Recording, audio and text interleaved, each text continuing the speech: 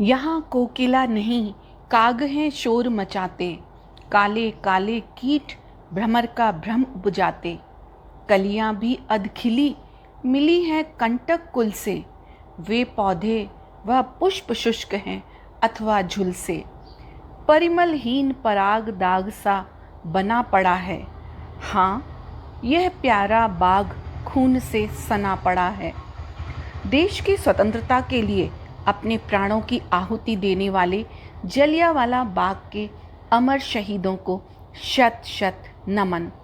यदि किसी एक घटना ने भारतीय स्वतंत्रता संग्राम पर सबसे अधिक प्रभाव डाला था तो वो थी जलियांवाला बाग का जघन्य हत्याकांड। मानवता के इतिहास में यह काला दिन है, भारत के इतिहास से जुड़ी एक दुर्भाग्यपूर्ण घटना है। इतिहासकार मानते हैं कि यह घटना ही भारत में ब्रिटिश शासन के अंत की शुरुआत बनी। 2013 में ब्रिटिश प्रधानमंत्री डेविड कामरान ने विजिटर्स बुक में लिखा, ब्रिटिश इतिहास की यह एक शर्मनाक घटना थी। 13 अप्रैल 1919 का दिन हर भारतीय को एक गहरा जख्म दे गया और अंग्रेजी राज का क्रूर और दमनकारी चेहरा भारतीय जनता के बीच उजागर हो गया। हमारे देश की आज़ादी के लिए चल रहे आंदोलनों को रोकने के लिए अंग्रेजों ने इस हत्याकांड को अंजाम दिया, लेकिन इस हत्याकांड के बाद हमारे क्रांतिकारियों के हौसले कम होने की जगह और मजबूत हो गए। भारत के भगत का महतीर्थ मैं ऊधम का अनुराग हूँ, क्रांति क्षेत्र शोणित सिंचित मैं जलियांवाला बाग हूँ। 13 अप्रैल 1919 का नरसंहार एक ऐसी घटना थी जिसके पीछे कई कारक काम कर रहे थे। प्रथम विश्व युद्ध यानी 1914 से 1918 के दौरान भारतीय नेताओं और जनता ने खुलकर सैनिकों और संसाधनों को प्रदान करके ब्रिटिश युद्ध के प्रयासों में योगदान दिया। 13 लाख भारतीय सैनिकों और मजदूरों ने यूरोप, अफ्रीका और मध्य पूर्व में सेवा की, जिनमें से 43,000 भारतीय सैनिक युद्ध में शहीद हुए। भारतीय प्रशासन और राजाओं ने भोजन, धन और गोला बारूद की बड़ी आपूर्ति भेजी। युद्ध समाप्त होने पर भारतीय नेता और जनता ब्रिटिश सरकार से सहयोग और नरमी के रवैये की आशा कर रहे थे, पर अंग्रेजी सरकार अपनी दमनकारी नीति को और बढ़ाती जा रही थी। प्रथम विश्व युद्ध के दौरान भारत में अंग्रेजों के खिलाफ बहुत सारे आंदोलन शुरू हो गए। युद्ध में व्यस्त रहने के कारण अंग्रेजी सरकार उनके विरुद्ध हो रही साजिशों पर ध्यान नहीं दे पा रही थी। ऐसे समय अंग्रेजी सरकार ने खुद को कमजोर पड़ते देख ऐसी रणनीति बनाने की सोची जिसमें भविष्य में उनके सामने फिर कभी ऐसी परिस्थिति ना आए। विश्व युद्ध की समाप्ति के बाद 1917 में ब्रिटिश भारतीय सरकार ने इसी समस्या का स्थायी हल ढूंढने के लिए रोलेट कमेटी का गठन किया, जिसके अध्यक्ष एक अंग्रेज न्यायाधीश सिडनी रोलेट थे। 10 मार्च 1919 को अराजक और क्रांतिकारी अपराध अधिनियम अर्थात एनार्कियल एंड रेवोल्यूशनरी क्राइम एक्ट, जिसे रोलेट एक्ट या काला कानून के नाम से जाना जाता है, उसको पारित किया गया। अब ब्रिटिश सरकार को यह अधिकार प्राप्त हो गया था कि वे किसी भी भारतीय पर अदालत में बिना मुकदमा चलाए उसे जेल में बंद कर सकती है। अपराधी को उसके खिलाफ मुकदमा दर्ज करने वाले का नाम जानने का अधिकार भी समाप्त हो गया। वास्तव में क्रांतिकारी गतिविधियों को कुचलकर ब्रिटिश सरकार भारतीयों की व्यक्तिगत स्वतंत्रता को समाप्त कर देना चाहती थी तथा राजनीतिक आंदोलनों को रोकना चाहती थी। रोलेट एक्ट के विरोध में मदन मोहन मालवीय और मोहम्मद अली जिन्ना ने केंद्रीय व्यवस्थापिका की सदस्यता से त्यागपत्र दे दिया। पूरे देश में हड़तालें, जुलूस और प्रदर्शन होने लगे। 24 फरवरी 1919 को गांधी जी ने मुंबई में एक सत्याग्रह सभा का आयोजन किया। 6 अप्रैल 1919 को महात्मा गांधी ने एक राष्ट्रव्यापी हड़ताल का आह्वान किया, जिसे रोलेट सत्याग्रह के नाम से जाना गया। रोलेट एक्ट लागू होने के बाद पंजाब में विरोध तेज हो गया। इस स्थिति से निपटने के लिए अंग्रेजों ने पंजाब में सेना को तैनात कर दिया।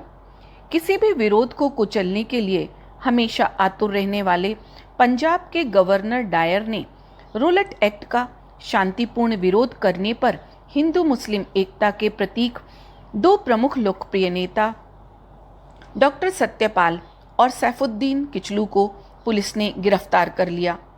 ठीक उसी दिन गांधी जी को भी पंजाब में नहीं घुसने दिया, उन्हें पलवल से वापस भेज दिया गया। अपने नेताओं के निर्वासन की खबर ने अमृतसर के लोगों को गुस्से में भर दिया। 13 अप्रैल 1919 को बैसाखी का दिन भी था। बैसाखी वैसे तो पूरे भारत का एक प्रमुख त्योहार है, परंतु विशेषकर पंजाब और हरियाणा के किसान सर्दियों की रबी फसल काट लेने के बाद नए साल की खुशियां मनाते हैं। इस दिन 13 अप्रैल 1699 को 10वें और अंतिम गुरु गोविंद सिंह ने खालसा पंथ की स्थापना भी की थी। इसलिए बैसाखी पंजाब और आसपास के प्रदेशों का सबसे बड़ा त्योहार है और सिख इसे सामूहिक जन्म दिवस के रूप में मनाते हैं। अमृतसर में उस दिन एक मेला सैकड़ों साल से लगता चला आ रहा था, जिसमें उस दिन भी हजारों लोग दूर दूर से आए थे। 13 अप्रैल 1919 का वो दिन जब जलियांवाला बाग, जो कि स्वर्ण मंदिर से लगभग 100 गज की दूरी पर है, हजारों भारतीय एक शांतिपूर्ण सभा के लिए इकट्ठे हुए थे। ये सभी रोलेट एक्ट के विरोध में शांतिपूर्ण प्रदर्शन कर रहे थे। कुछ नेता भाषण देने वाले थे। सैकड़ों लोग ऐसे भी थे जो बैसाखी के मौके पर परिवार के साथ मेला देखने आए थे और शहर घूमने आए थे। जब नेता बाग में पड़ी रोड़ियों के ढेर पर खड़े होकर भाषण दे रहे थे, तभी ब्रिगेडियर डायर 90 ब्रिटिश सैनिकों के साथ वहां पहुंचा। वहां से बाहर जाने वाले एकमात्र मार्ग को अवरुद्ध कर सिपाहियों को गोली चलाने के लिए कहा। भारतीय नेताओं ने वहां मौजूद लोगों को शांत बैठे रहने को कहा। सैनिकों ने जलियांवाला बाग को घेरकर बिना चेतावनी दिए निहत्थे लोगों पर गोलियां चलानी शुरू कर दी। 10 मिनट में कुल 1650 राउंड गोलियां चलाई गईं। जलियांवाला बाग उस समय मकानों के पीछे पड़ा एक खाली मैदान था। वहां तक जाने या बाहर निकलने के लिए केवल एक सकरा रास्ता था और चारों ओर मकान थे। भागने का कोई रास्ता नहीं था। कुछ लोग जान बचाने के लिए मैदान में मौजूद एकमात्र कुएं में कूद गए और देखते ही देखते कुआं लाशों से भर गया। बाग में भगदड़ मच गई। लोग दीवार फांदकर बाहर निकलने के प्रयास कर रहे थे। लोगों को भी जनरल डायर ने गोलियों से भून दिया। रो उठी बाग की दीवारें, हर दिशा खौफ से डोली थी। जालिम डायर ने जब खेली खून की होली थी। गुमनाम शहीदों की गणना खुद मौत न कर पाई होगी। निष्ठुरता भी चीखी होगी, निर्ममता चिल्लाई होगी। ब्रिटिश सरकार के अनुसार इस फायरिंग में लगभग 379 लोगों की जान गई एवं 1200 लोग जख्मी हुए। लेकिन भारतीय राष्ट्रीय कांग्रेस के मुताबिक उस दिन 1000 से ज़्यादा लोग शहीद हुए और उनमें से 120 लाशें कुएं में से मिली थी और 1500 से ज़्यादा लोग जख्मी हुए थे। डर ऐसा फैल गया था कि इस हत्याकांड की रात जख्मियों के इलाज के लिए कोई डॉक्टर नहीं आया। जनरल डायर की इस क्रूरता को महसूस करने वाले 2 लोग ऐसे थे जो कि लाशों के ढेर में जिंदा बच गए। एक थे ऊधम सिंह और दूसरे थे नानक सिंह। किशोर उम्र के ऊधम सिंह मजलिस में बैठे लोगों को पानी पिला रहे थे, जबकि 22 वर्षीय युवा नानक सिंह लोगों की तकरीर सुन रहे थे। जलियांवाला हत्याकांड के करीब 1 वर्ष बाद नानक सिंह ने खूनी बैसाखी नामक एक लंबी कविता लिखी। 1650 गोलियां चली हमारे सीने पर, पैरों में बेड़ी डाल बंदिशें लगी हमारे जीने पर। रक्तपात करुणा क्रंदन बस चारों ओर यही था। पत्नी के कंधे लाश पति की, जड़ चेतन में मातम था। इंकलाब का ऊंचा स्वर, इस पर भी यारों दबा नहीं। भारत माँ का जयकारा, बंदूकों से डरा नहीं।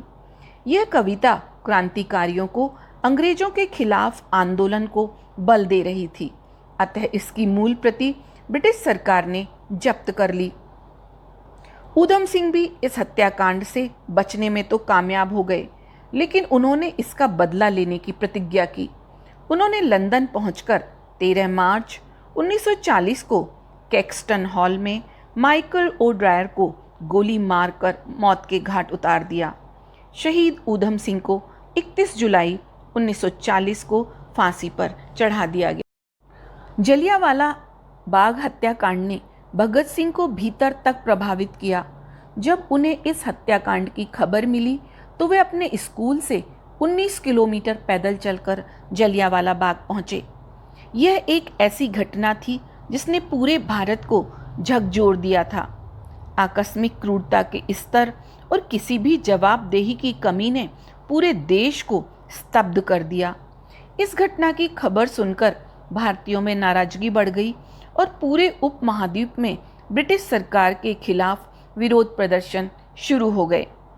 नोबेल पुरस्कार विजेता रविंद्रनाथ टैगोर को इस घटना ने इस हद तक झकझोर दिया कि उन्होंने अपनी नाइटहुड की उपाधि को त्याग दिया और कहा, ऐसे सामूहिक हत्यारे किसी को कोई भी उपाधि देने योग्य नहीं है। महात्मा गांधी ने बोअर युद्ध के दौरान मिली उपाधि कैसरे हिंद को भी वापस कर दिया। इसके बाद आज़ादी के लिए लड़ने वालों के अंदर ऐसी आग जली जिसने अंग्रेजी राज को जलाकर हमें आज़ाद हवा में सांस लेने के काबिल बनाया। विश्व की सबसे बड़ी अमानवीय घटना जिस जलियांवाला बाग में घटी वह 26,000 स्क्वायर मीटर में फैला हुआ है। 1961 में ज्योति के आकार का पिलर बनाया गया।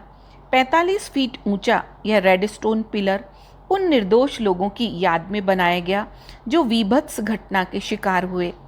इस बाग में एक अमर जवान ज्योति भी है जो लगातार जलती रहती है, और जो कुआं लोगों की लाश के ढेर और रक्त से भर गया था वह शहीदी कुएं के नाम से जाना जाता है। यह बाग ब्रिटिश शासन के जनरल डायर की बर्बरता की कहानी कहता प्रतीत होता है। ओ प्रिय ऋतुराज, किंतु धीरे से आना, यह है शोक स्थान, यहाँ मत शोर मचाना।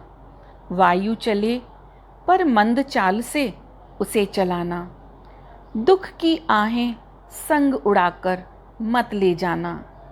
कोमल बालक मरे यहाँ गोली खाकर, कलियां उनके लिए गिराना थोड़ी लाकर। आशाओं से भरे हृदय भी छिन्न हुए हैं, अपने प्रिय परिवार देश से भिन्न हुए हैं। कुछ कलियां अधखिली यहाँ इसलिए चढ़ाना, करके उनकी याद अश्रु के ओस बहाना। तड़प तड़प कर वृद्ध मरे हैं गोली खाकर, शुष्क पुष्प कुछ वहाँ गिरा देना तुम जाकर। यह सब करना किंतु यहाँ मत शोर मचाना, यह सब करना किंतु यहाँ मत शोर मचाना। यह है शोक स्थान, बहुत धीरे से आना। यह है शोक स्थान, बहुत धीरे से आना।